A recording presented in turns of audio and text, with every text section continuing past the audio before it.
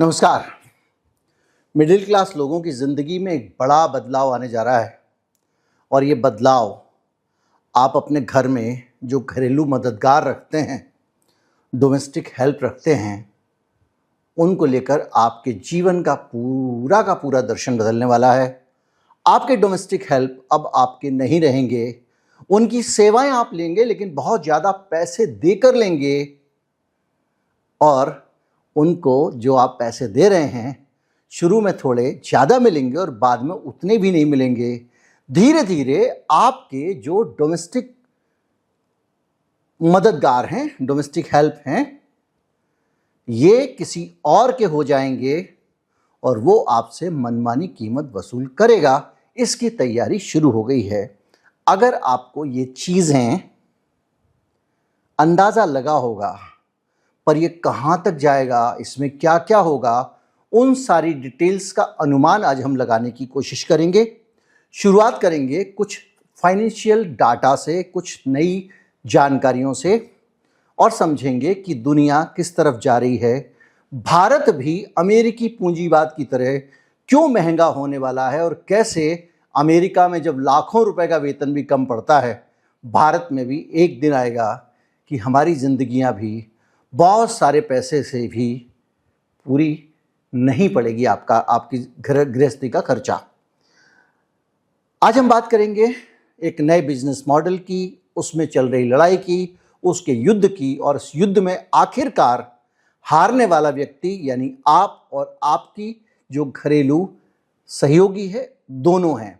हम दोनों शिकार होंगे और पूंजीवाद हमारी गर्दनों पे बैठ के हमारा ही खून पी रहा होगा। हो सकता है आधे से ज़्यादा मिडिल क्लास घर में डोमेस्टिक हेल्प रख ही ना पाए। मैं हूं गिरिजेश वशिष्ठ, आप देख रहे हैं नॉकिंग न्यूज़ का यूट्यूब चैनल।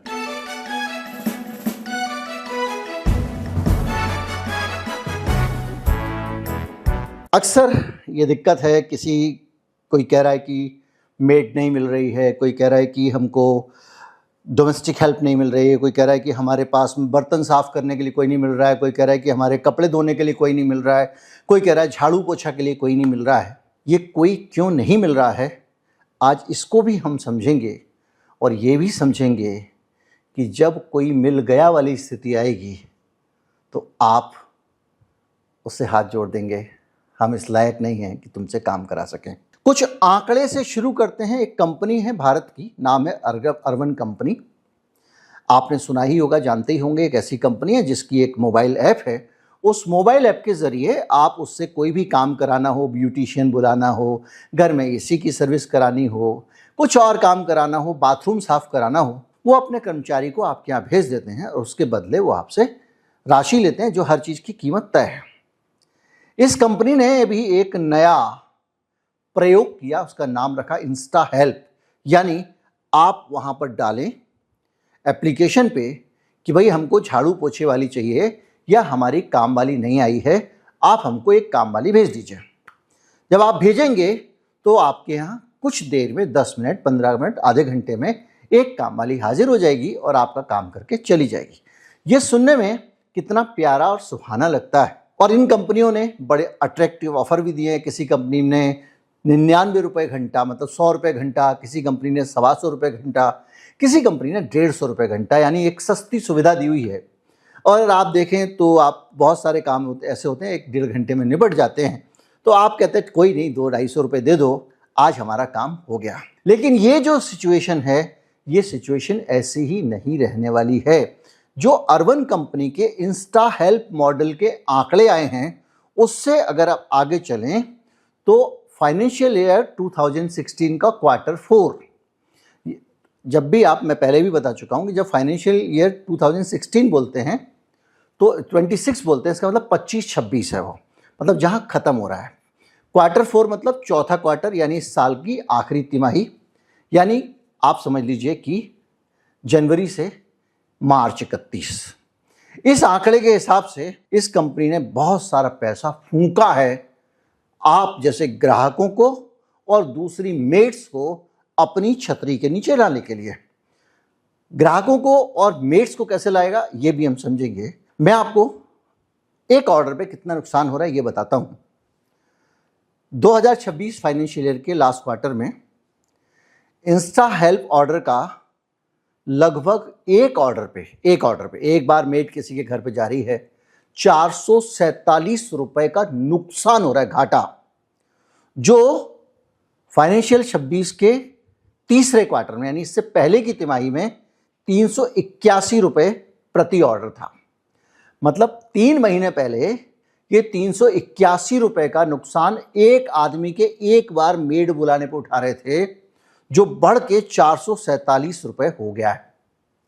और अगर इसको वॉल्यूम में देखें तो पहले इनके पास देखिए नुकसान बढ़ गया। कैसे बढ़ा? क्योंकि पहले 16 लाख लोग मेड को बुला रहे थे, अब 27 लाख बुला रहे हैं, यानी इनके पास में मेड बुलाने वाले लोग बढ़ गए हैं। कंपनी का कहना यह है कि भाई साहब ये हमारे फायदे की चिंता ना करो, ये फायदे में कन्वर्ट होगा। फायदे में कैसे कन्वर्ट होगा इसको हम समझते हैं कि अगर एक कंपनी 150 रुपए के ऑर्डर पे 447 रुपए का नुकसान कर रही है, तो निश्चित तौर पे वो बिजनेस नहीं कर रही है, वो लोगों के बिहेवियर को खरीद रही है, आपके बिहेवियर को खरीद रही है। और वो इतना बड़ा दांव इसलिए लगा रही है कि वो धीरे धीरे जाके आपको कंट्रोल में ले ले। कुछ और आंकड़े हैं जिसमें टॉप 10% यूजर महीने के 8 के आसपास ऑर्डर कर रहे हैं और टॉप 1% यूजर 21 ऑर्डर प्रति माह तक पहुंच गए हैं। एक महीने में 21 दिन इनकी सेवाएं ले रहे हैं मेड रखने के बजाय, टॉप 1% यूजर। अब आप इस फिगर को समझिएगा और यहीं से चीज़ें आगे बढ़ रही हैं कि ये जो इमरजेंसी यूज़ के लिए काम वाली दीदी नहीं आई, तो इनको बुला लेने का जो सिस्टम है वो बढ़ते बढ़ते क्या हो गया कि दीदी आना ही नहीं है, सिर्फ यही काम कर रहे हैं। अभी अगर आप देखें तो ये कहानी सिर्फ इस तक नहीं रुकती है। कई सारी कंपनियां हैं, एक स्नैबिट है, प्रॉन्टो है, ये बहुत सारी कंपनियां इस बिजनेस में आ गई हैं। 5-6 कंपनियों के बारे में बात चल रही है और ये सब कंपटीशन दे रही हैं, तो इनकी कंपटीशन भी बढ़ गया है।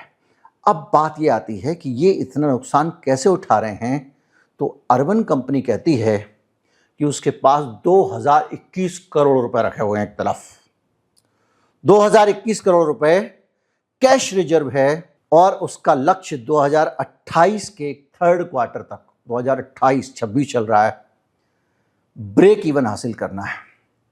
मतलब जो घाटा है 150 रुपये पे 400 कुछ रुपए का, उसको ख़त्म कर देंगे। तो 2028 का अंत होगा, तब तक ये कंपनी अपना घाटा पूरा कर लेगी।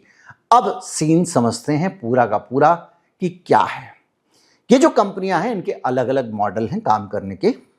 कुछ कंपनियों का मॉडल ये है कि भाई आपकी जो मेड है वो मेड खाली टाइम में उसने एप्लीकेशन दे दी, अगर उन्होंने एक डाला और अलर्ट आया कि भैया जैसे कि आपका ये बाकी कैब वगैरह पे होता है, ओला कैब वगैरह पे या जो जितनी भी हैं ज़ेप्टो, ज़ोमैटो, सब पे जो होता है, रैपिडो सॉरी, तो उसमें क्या होता है आपने ऑर्डर दिया, उसके पास पहुंचा, आसपास का जो भी ड्राइवर हो कहेगा ठीक है मैं तैयार हूं, आ जाएगा, आपको लेके चला जाएगा। यहां पे भी एक मॉडल ये है। पहली चीज इसमें वो काम से खाली है तो चली जाएगी। ये मॉडल उतना खतरनाक नहीं है। इस मॉडल में उसको पार्ट टाइम ही काम मिल रहा है और वो अपने बाकी काम, आपके घर का काम जो कर रही है वो कर रहे हैं। दूसरा मॉडल ये है कि वो कहेगा कि भैया महीने में आप कितना कमा लेती हो दीदी? वो कहेगी 4 घरों में करती हूँ, इतना करती हूँ, मैं 18,000 कमा लेती हूँ। ठीक है, आप 4 छोड़ो, आप हमारी कंपनी में आओ, हम आपको ट्रेनिंग देंगे, ये देंगे, वो देंगे, 4 छुट्टी देंगे, हम आपका ESI भी कर देंगे, ये कर देंगे, वो कर देंगे और तनख्वाह भी देंगे 25,000।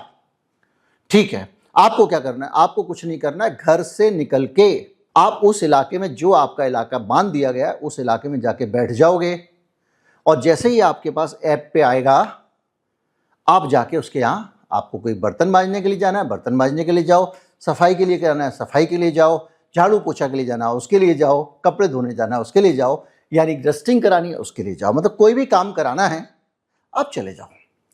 अब यहाँ से खेल शुरू होता है जिसकी लपेट में आप आ रहे हैं। आपकी मेड आपको छोड़कर 30,000 या 25,000 रुपये महीने में एक कंपनी के पास गई, 4 कंपनियां हैं, उन्होंने आपके छोटे से इलाके में 4 मेड को पिक कर लिया और जैसे जैसे ये कारोबार बढ़ेगा 2028 की जहाँ तक बात है, तो ये मेड्स धीरे धीरे करके उनके साथ एंगेज होती जाएंगी।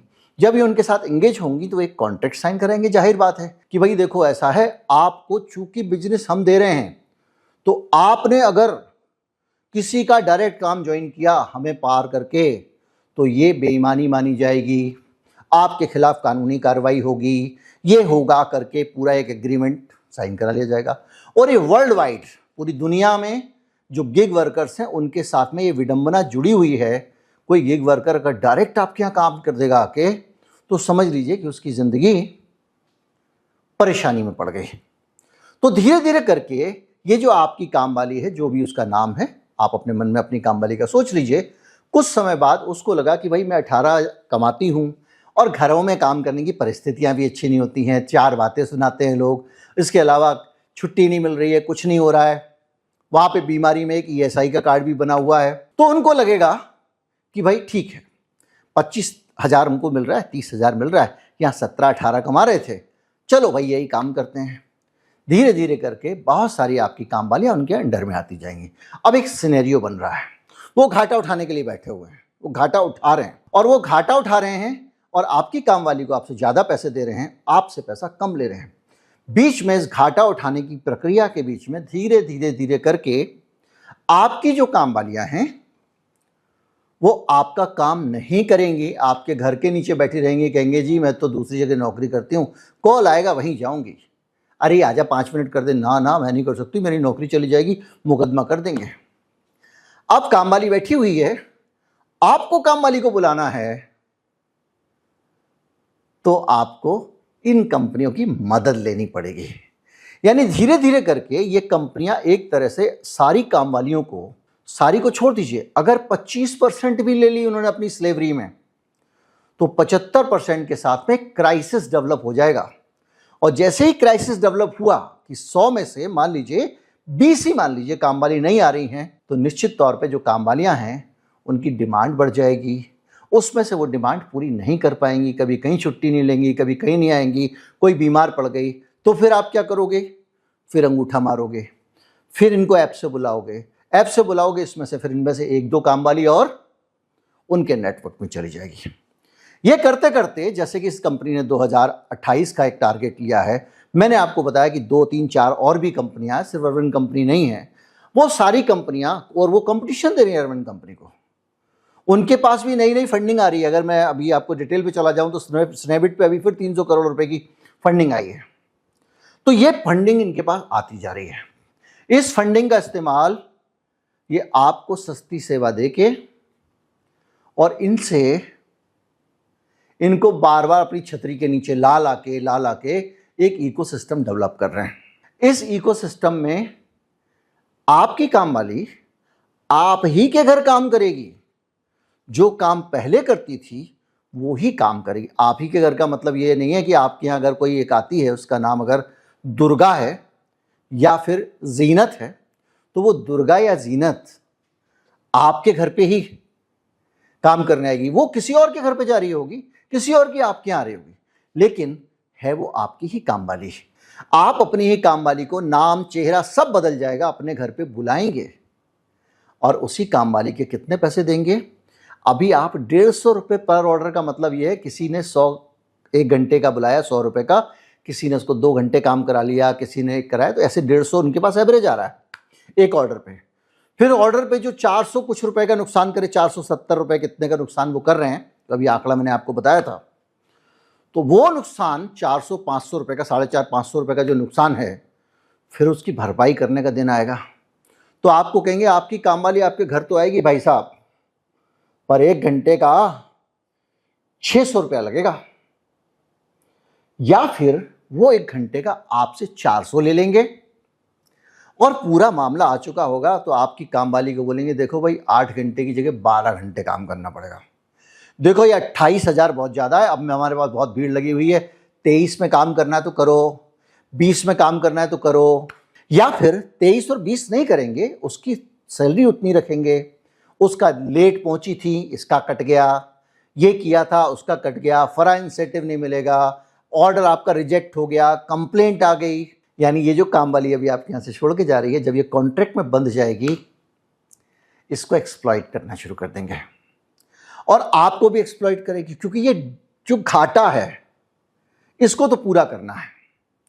तो 150 का 300 350 होना तो पक्का मान के चलिए।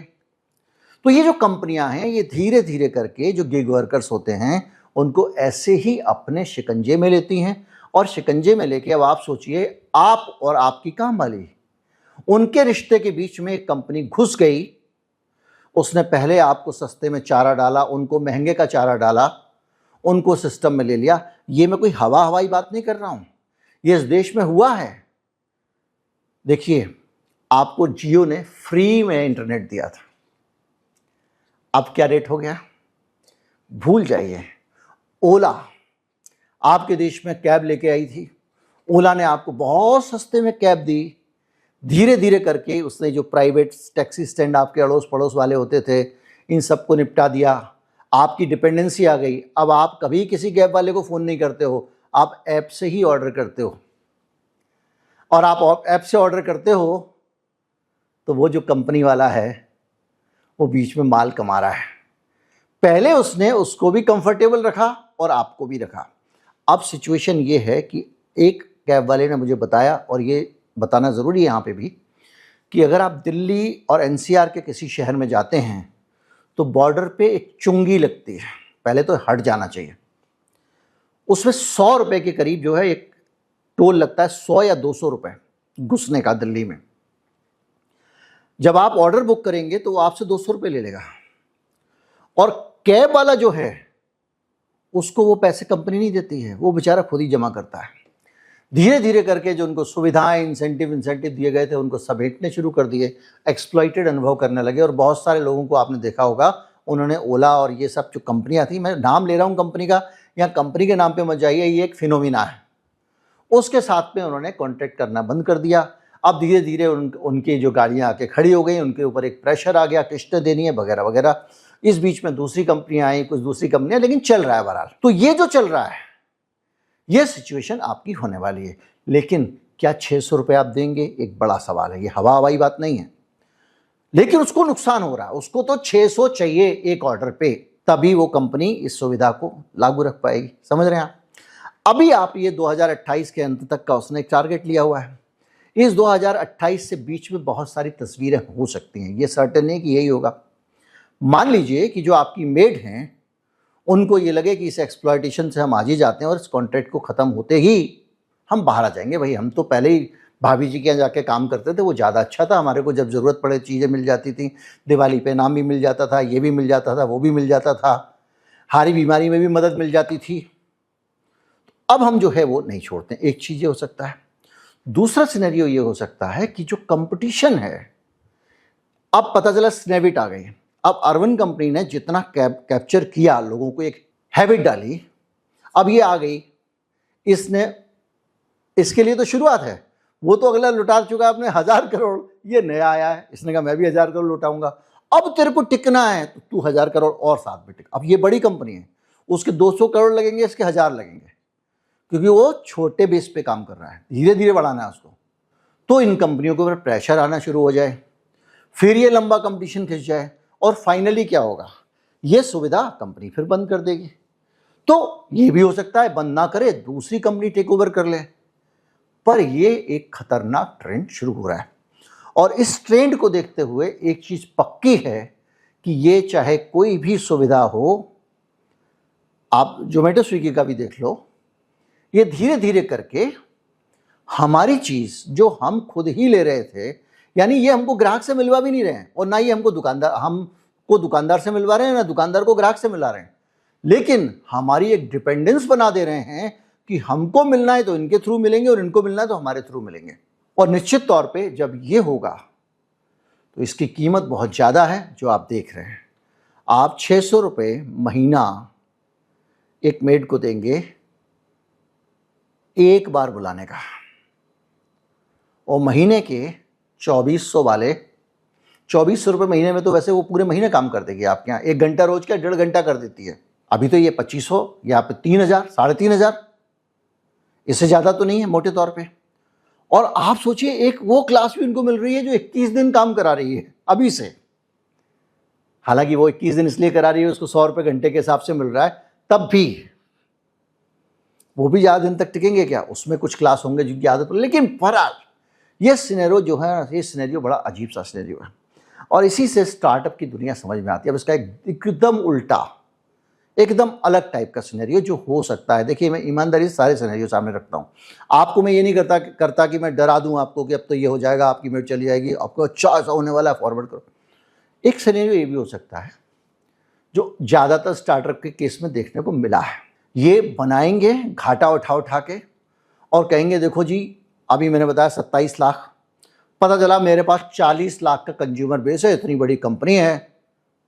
अब अमेरिका का, हम तो स्टार्टअप का काम क्या होता है? स्टार्टअप काम होता है कंपनी खड़ी करो, तैयार करो, बड़ी करो और किसी को बेच के एग्जिट कर जाओ। स्टार्टअप का काम यही होता है। स्टार्टअप उसको कहते ही इसलिए हैं कि शुरू करो और आगे देके चल जाओ। तो ये जो कंपनी है, इसको किसी बड़ी कंपनी ने मान लीजिए टेक ओवर कर लिया, तो ये अपना सारा पैसा लेके निकल जाएंगे। फिर वो बड़ी कंपनी आपसे वसूली के चक्कर में रहेगी। अब वो वसूली कर पाएगा, नहीं कर पाएगा, हो सकता है डूब जाए। लेकिन इतना पक्का मान के चलिए कि हमारे जीवन में, हमारी रोज की जिंदगी जो चैन से चल रही है, उसमें उथल पुथल निश्चित दिखाई दे रही है और ये बेहद खतरनाक स्थिति है। और इसी तरह से पूंजीवाद को खुली छूट देना हमको कहीं ना कहीं जाके उल्टा खुद ही फंसाता है। मॉडल क्या है इसका, तोड़ क्या हो, सिस्टम क्या हो? देखिए, अभी एक भारत में एक शुरुआत हुई, भारत टैक्सी।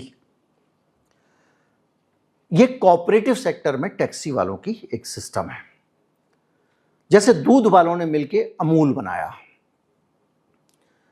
अब इस तरह की अगर कोऑपरेटिव सेक्टर की व्यवस्थाएं बनती रहें, जिसमें हमारी जो काम करने वाली महिलाएं हैं या पुरुष हैं, वो सब लोग मिल के अपनी कमेटी बनाएं, अपना एसोसिएशन बनाएं, उसके ज़रिए सुविधाएं दें, वो एक ऐसी व्यवस्था होती है जिसमें उन लोगों को भी संगठित रूप से काम करने का अवसर मिलता है और एक्सप्लॉयटेशन भी नहीं होता।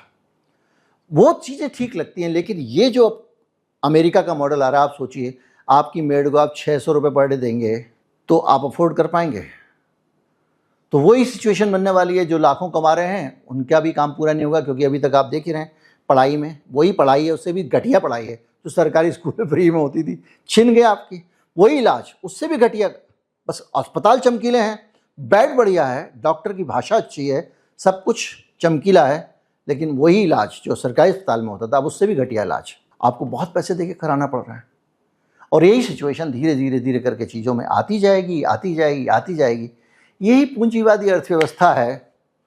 और आपको एक बात बोलूं, ये जो हम सांप्रदायिक शक्तियों का विरोध करते हैं, नोट करके रखिए, बहुत काम की बात है। ये जो हम हिंदू मुसलमान की राजनीति का विरोध करते हैं, जाति की राजनीति का विरोध करते हैं, इसलिए नहीं करते कि हमको कोई दूसरी पार्टी लानी है। कुछ लोगों को लगता होगा कि बीजेपी की सरकार है तो कांग्रेस ही है। ये इसलिए भी नहीं करते, हम तो, आपको पता है, हम तो कांग्रेस की भी जहाँ है बस आप बोलते हैं। हम चुनावों में ये सब चल रहा है, मैंने, आप देखा होगा, मैंने बहुत रुचि नहीं ली वीडियो बनाने में। मेरे मसले अलग हैं और मेरे मसले वो होना चाहिए जो आर्थिक मसले हैं, रोटी कपड़ा मकान वगैरह। मेरा मसला ये है कि जब मैं हिंदू मुसलमान में बढ़ जाऊंगा, जब मैं पार्टियों के बीच बढ़ जाऊंगा, तो इस तरह का एक्सप्लॉयटेशन जब हो रहा होगा, मेरा खून पिया जा रहा होगा, मैं काम करवाने वाला हूं लेकिन जो मेड है उसका जब खून पिया जा रहा होगा, उस वक़्त उस औरत का ध्यान, उस आदमी का ध्यान अपने शोषण पे ना होके इस बात पे होगा कि ये सरकार तो मेरी पार्टी की है, तो मैं इसके पक्ष में लड़ूं, ये तो मेरे धर्म की बात हो रही है।